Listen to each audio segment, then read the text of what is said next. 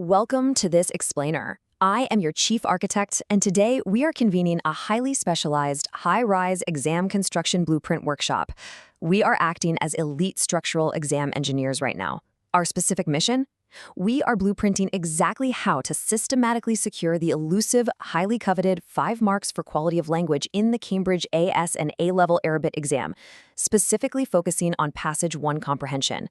Listen, if you're treating your exam paper like a casual sketch on a coffee shop napkin, your grade is going to collapse under pressure. To secure these 5 marks, you absolutely need to lay down an unshakable thesis foundation. You need to erect load-bearing analytical arguments, and you've got to construct structural sentence connections that can survive rigorous, unforgiving examiner stress testing.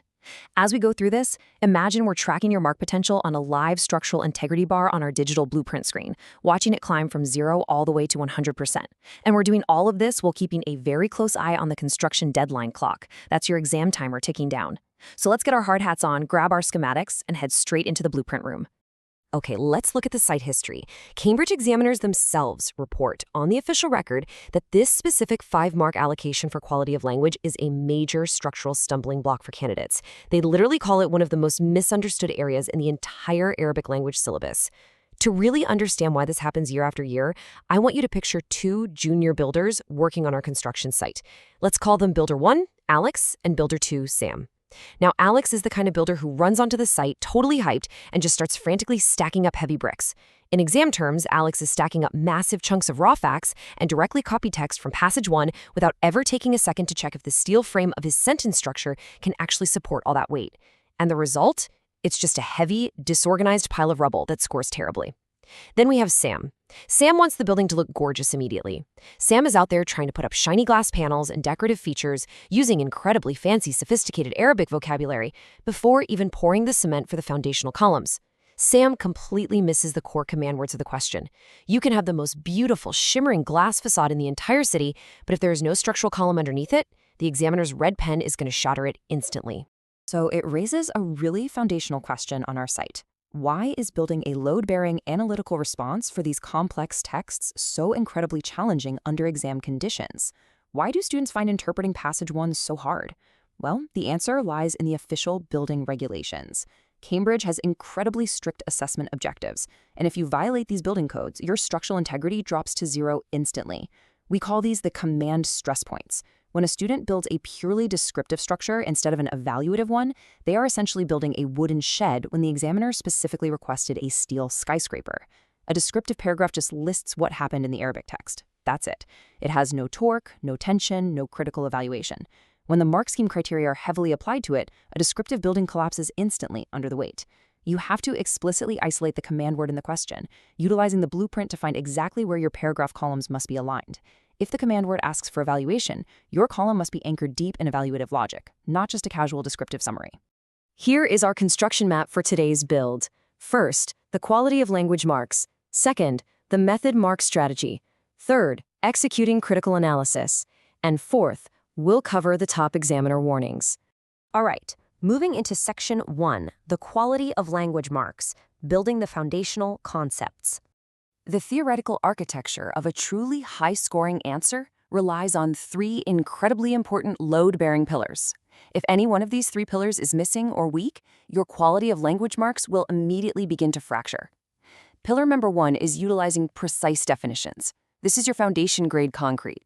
Vague, everyday language is like using watered-down cement. It simply won't hold the weight of an A-level grade. You must use the exact formal terminology required by the Arabic language syllabus. Pillar number 2 is mapping clear causal relationships. This acts as your heavy-duty steel framework. You cannot just place 2 random facts next to each other and cross your fingers, hoping the examiner builds the bridge for you in their head. You have to weld them together yourself. Fact A causes fact B. The author uses this specific linguistic device, which therefore creates this specific emotional impact on the reader. That word, therefore, is your literal steel beam. And pillar number 3 is integration with other syllabus areas. Think of this as your cross-bracing. It ensures the whole building doesn't sway and topple over in high winds. You must pull in your wider grammatical and syntactical knowledge from across the entire course to demonstrate true, holistic linguistic competence. And here's why that third pillar is a game changer. Examiners actively reward candidates who can structurally connect their arguments to broader topics within the course. the principal examiner reports consistently highlight that candidates who reference cross-topic connections achieve significantly higher marks. It shows the examiner that you aren't just staring at a single brick, you are looking at the entire architectural blueprint. You understand exactly how the fundamental grammar rules you mastered in Term 1 apply directly to the complex comprehension analysis you are executing right now in Term 3. This kind of holistic integration is exactly what elevates a standard, run-of-the-mill answer into a top-tier, award-winning structural masterpiece. Let's move on to Section 2, the method mark strategy, the technical methodology. The method mark strategy is absolutely crucial. This grading framework means examiners are grading your step-by-step construction process and your professional analytical skills, not just the finished building at the end. To really visualize this, let's head over to the drafting board and listen in on the ironwork peer debate between our two junior builders, Alex and Sam. They are currently staring at a really complex, high-tariff Cambridge past paper question on the digital screen, and they're trying to construct a model response paragraph. Alex slams his hand on the drafting board. He says, "Chief, I'm just going to fill this entire paragraph with a massive, solid cement block of terminology definitions. The examiner will love the sheer weight of the facts." But Sam, standing right across the blueprint screen, shakes her head. "No, Alex. Look at the building regulations. If we just pour a solid block of definitions, we don't leave any hollow space for a dynamic counter-argument. Without that space, the structure has absolutely zero flexibility to hit top-band scores when the examiner actually applies stress to it. We need a framework that shows exactly how we arrived at the answer, step by step." And you know what? Sam is completely right. The method mark strategy demands that you show your scaffolding. You are being heavily rewarded for the methodology, for the systematic, logical process of your analysis, not just for jumping straight to the final claim. To actually meet these high standards on paper, your presentation must follow strict conventions. As this matrix shows, you have to completely replace a generic format with properly headed, annotated, and terminologically accurate response blocks. Let's look at how Alex and Sam eventually resolve their debate. They challenge each other's blueprint framing, and they rewrite their paragraph skeleton live on the site to comply perfectly with those examiner guidelines. Where Alex initially had missing titles and just a massive, intimidating block of text, they actively install proper headings to act as clear floor markers for the examiner. Where Alex was using casual language, which is the equivalent of using cheap, ungraded timber, they swap it out for correct terminology, which is your high-grade industrial steel. And instead of a messy structure where ideas just sort of bleed into one another without logic, they implement clear annotation. Every single sentence has a specific, engineered purpose. I cannot stress this enough. This procedural framework is completely non-negotiable if you want those 5 quality of language marks. Let's shift gears into Section 3, executing critical analysis, frameworks for evaluation. Okay, pause everything. We have a mid-build site inspection.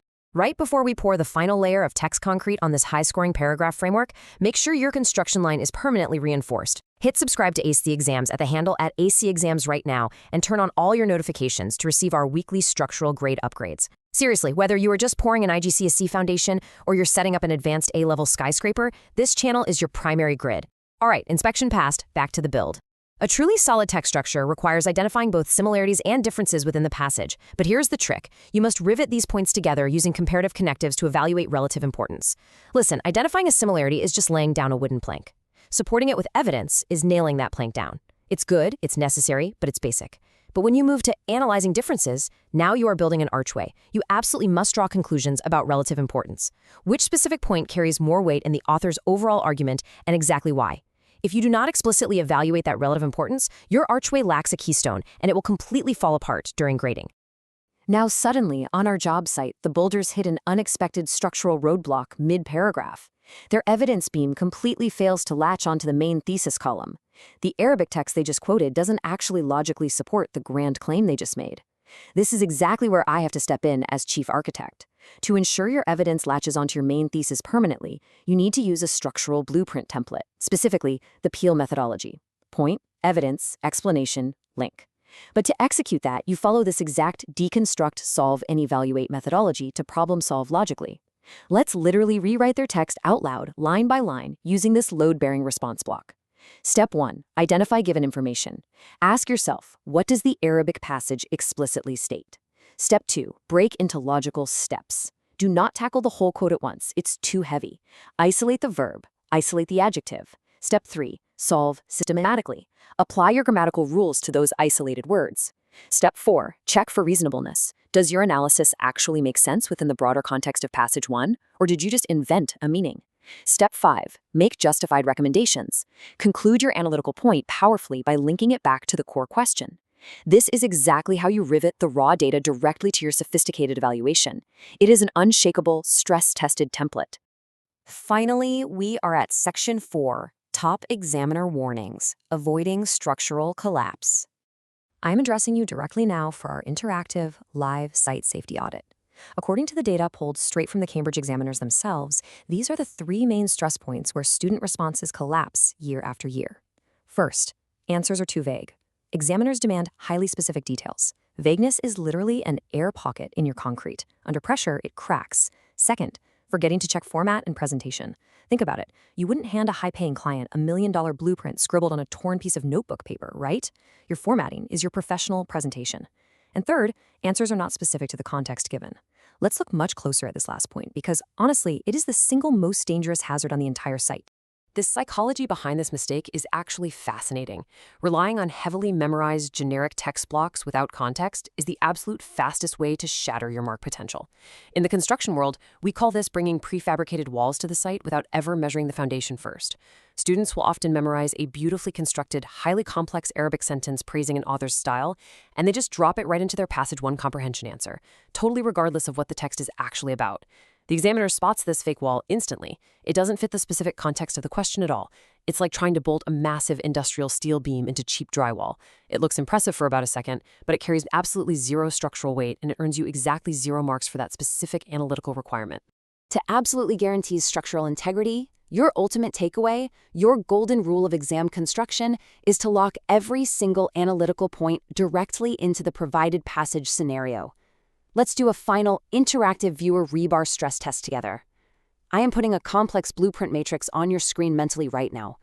Imagine a 60-second visual countdown timer is ticking away. You are looking at a highly dense, complicated Arabic text. What is the single most high-yielding core metric needed for construction? The answer is context. Every single time you extract a quote, every time you define a vocabulary word, every time you point out a specific grammatical structure, you must explicitly write a sentence explaining exactly why it matters in the scenario of this exact passage. If the text is about environmental conservation, your linguistic analysis must tie back to how the language emphasizes the specific urgency of conservation. You have to connect the iron rebar of your grammatical knowledge to the wet concrete of the specific text in front of you. As we roll up the blueprints and power down the site for today, I want to leave you with this thought. As you sit down to practice past papers and apply this methodology, look at your page and ask yourself, is my next paragraph built to survive the ultimate examiner stress test? Are you just out there blindly stacking bricks like Alex, or are you engineering a true masterpiece with precise definitions, unshakable causal relationships, and relentless contextual integration? Construct your answers with absolute purpose, double-check your structural integrity at every step, and keep building steadily towards those top band A-level marks. You've got the blueprint. Now go build it.